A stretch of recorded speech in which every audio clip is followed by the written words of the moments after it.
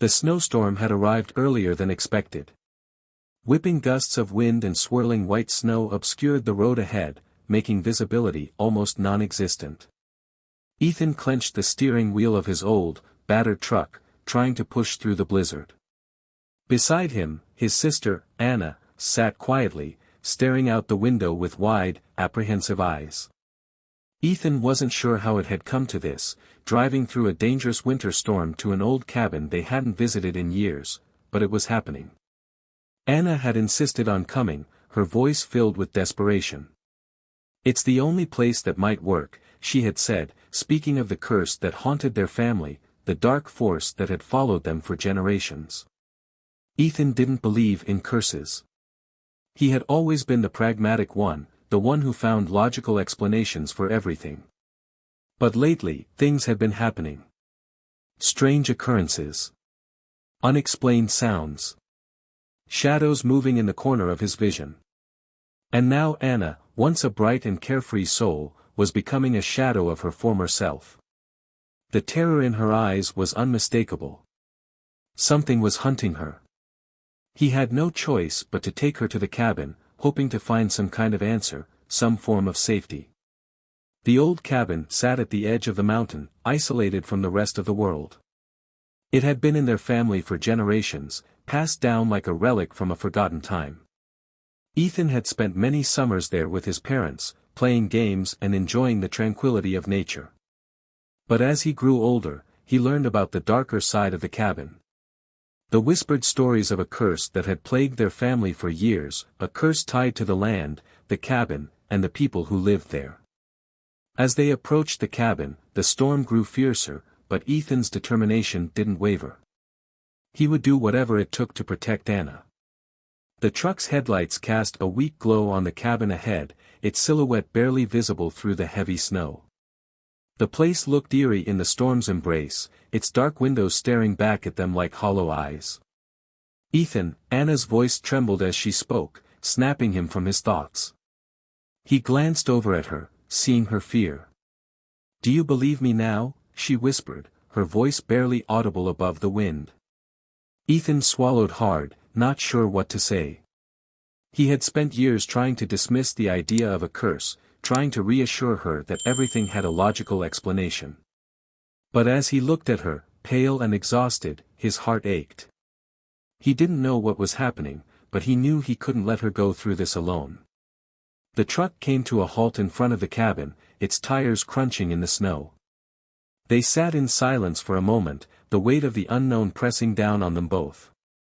The storm raged on outside, but inside the truck, it felt like time had stopped. Anna turned to him, her eyes pleading. "Ethan, please. I need you to help me." He nodded, a sense of dread settling in his chest. There was no turning back now. Whatever this curse was, whatever it had been doing to Anna, it was about to come to a head. Ethan turned off the truck's engine, the silence that followed almost deafening against the howling wind. The snow seemed to muffle every sound, as if the world outside had been swallowed whole by the storm. He climbed out of the truck and went around to Anna's side, helping her out. Her small frame seemed fragile against the unforgiving storm, but she clung to him as if he were the only thing keeping her grounded. The cabin stood like a forgotten monument in the blizzard, its weathered wood groaning under the weight of years of isolation. Ethan had always thought it looked picturesque in the summer, nestled at the foot of the mountains, surrounded by trees and the occasional deer. But tonight, in the midst of the storm, it felt like something else entirely, something older, darker. The air was thick with the weight of something unspoken. "Let's go inside," Ethan said, his voice steady despite the rising anxiety in his chest. Anna didn't reply. Instead, she just nodded, her hand gripping his as they made their way toward the cabin's entrance. The snow was deep, the drifts almost up to their knees, but Ethan pushed forward, one step after another, determined to reach the warmth and safety of the cabin. As they reached the door, Ethan pulled out the old brass key that had been passed down through their family. It felt cold in his hand, heavy with the knowledge of what it represented. The curse. The burden. The dark presence that had haunted their family for generations. He inserted the key into the lock, and with a loud click, the door swung open. The stale air inside hit them immediately, musty and cold, untouched for years. But as Ethan stepped over the threshold, a strange sensation washed over him, as though the cabin itself was watching them. He glanced back at Anna, who stood frozen in the doorway, her wide eyes scanning the dimly lit interior. "Anna?" Ethan called softly, stepping back toward her. She didn't respond immediately. Instead, she whispered under her breath, as though to herself. "It's here. It's waiting." Ethan's heart skipped a beat. He knew she was terrified, but he had never seen her like this. There was something in her tone, something that made him question everything. He had heard the stories, of course. The whispers about the family's dark past, the strange deaths that had occurred, and the inexplicable disappearances. But in all his years, Ethan had never fully believed in the curse. Now, though, standing in the doorway of the cabin, it was becoming impossible to ignore. He reached out and took Anna's hand, gently pulling her inside. "It's okay," he reassured her. "We're here now. Let's just get inside, warm up, and figure out what's going on." But as they stepped further into the cabin, Ethan couldn't shake the feeling that something was wrong. The floor creaked under their weight, the sound echoing through the empty rooms.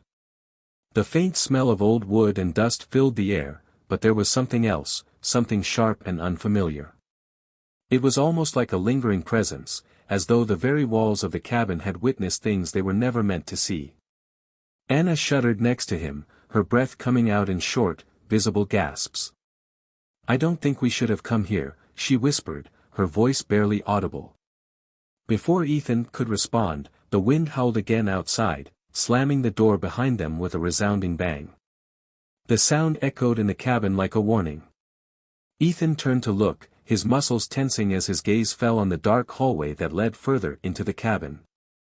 There was a faint flicker of light coming from the other end, just a glow, barely perceptible. "Did you see that?" Anna asked, her voice trembling. Ethan nodded, but his throat felt tight, as though words were stuck somewhere deep inside him. The cabin had always been a place of refuge, until now. It was as if it had become something else, something alive, something that had been waiting for them. He tried to shake off the creeping dread that had settled in his chest, but it was difficult. Whatever haunted this place wasn't going to let them leave without a fight. Ethan and Anna stood in the dimly lit foyer, the flickering light from an old oil lamp casting eerie shadows on the walls. The silence in the cabin was almost suffocating, broken only by the occasional creak of the old wood beneath their feet. The feeling of being watched intensified with every passing second, as though the very walls were closing in around them. "Maybe we should just lock up and stay in the living room for tonight," Ethan suggested, his voice strained with uncertainty. His gaze lingered on the hallway, where the faint light seemed to grow dimmer, then brighter. It was as if something, or someone, was moving there, just out of sight. Anna didn't respond. She was staring at something in the corner of the room, her face pale and drawn. Ethan followed her gaze, his heart skipping a beat as he saw nothing but a few discarded chairs and a heavy dust cloud hanging in the air. He forced himself to look away, trying to focus on something, anything, other than the growing sense of unease that was rapidly taking over his thoughts. The storm raged outside, and for a moment, the only sound was the wind howling through the cracks in the walls. But then, without warning, a sharp bang echoed from somewhere deeper within the cabin. The sound was so sudden and violent that it sent both Ethan and Anna jumping in shock. "What was that?" Anna gasped, her voice trembling as she grabbed onto Ethan's arm. Ethan's heart pounded in his chest as he quickly scanned the room. The source of the noise was impossible to pinpoint, but the feeling of being trapped in the cabin was growing stronger by the second. He motioned for Anna to stay close.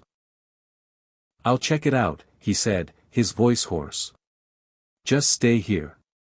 I'll be right back." Anna nodded, but Ethan could see the fear in her eyes.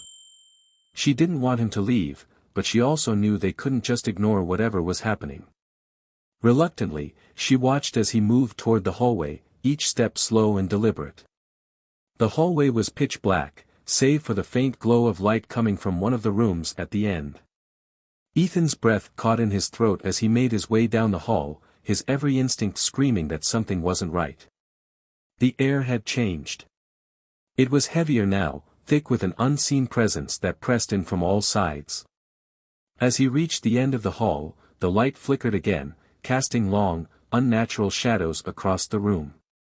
Ethan reached for the door handle, his hand shaking slightly as he turned it. The door creaked open, and what he saw made his blood run cold. The room was empty, save for a rocking chair in the corner, moving back and forth as if someone had just gotten up. The air was thick with a bitter, suffocating cold that sent chills crawling down his spine. A feeling of dread gripped him, as though the room itself was alive, waiting for him to make the next move. Before he could react, the door slammed shut behind him with such force that it rattled the walls. Ethan spun around, his heart racing as he tried to open the door again. But it wouldn't budge. Panic surged through him as he rattled the handle in desperation, only to hear a low, guttural growl come from the other side. It wasn't human. "Anna!" Ethan shouted, his voice cracking. His pulse thundered in his ears as he slammed his shoulder against the door, trying to break through. But the growl came again, louder now, accompanied by the unmistakable sound of footsteps shuffling closer. He looked around, his mind racing for an escape. The walls of the cabin seemed to pulse with an unnatural energy, and the air felt like it was closing in on him. His breath grew shallow as the footsteps grew closer, and his thoughts scrambled for any explanation, anything that made sense. But the truth was undeniable. The curse had awoken. With all his strength, Ethan finally shoved the door open, stumbling back into the hallway.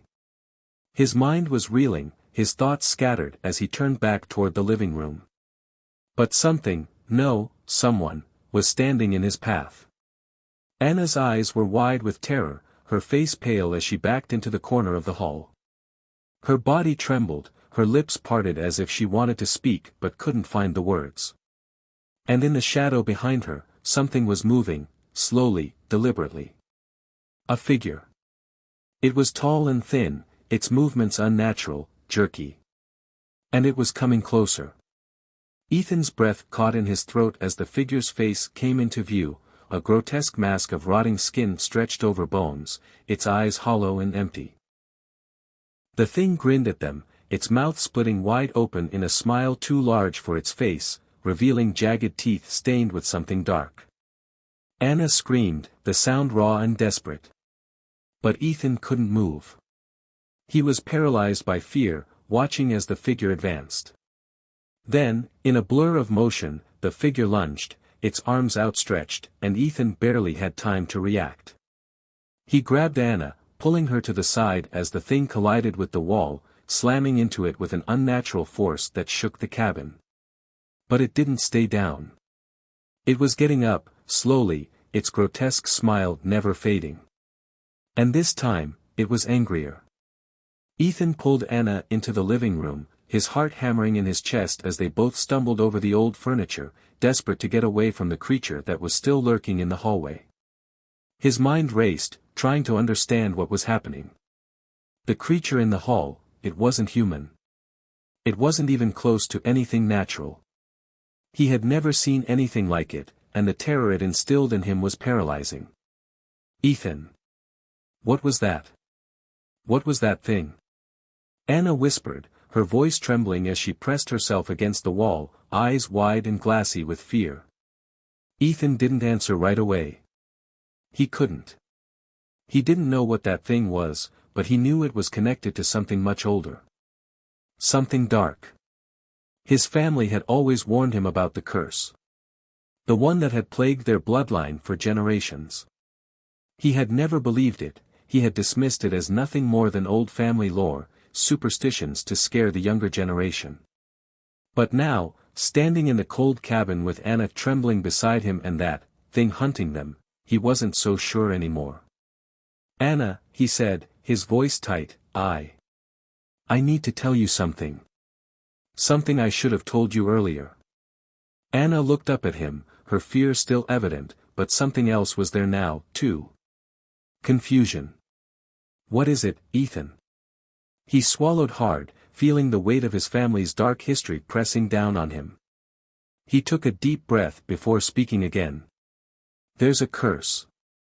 A dark force that's been passed down through our family for generations. My father tried to protect us from it, but it's real, Anna. And I think it's after us now.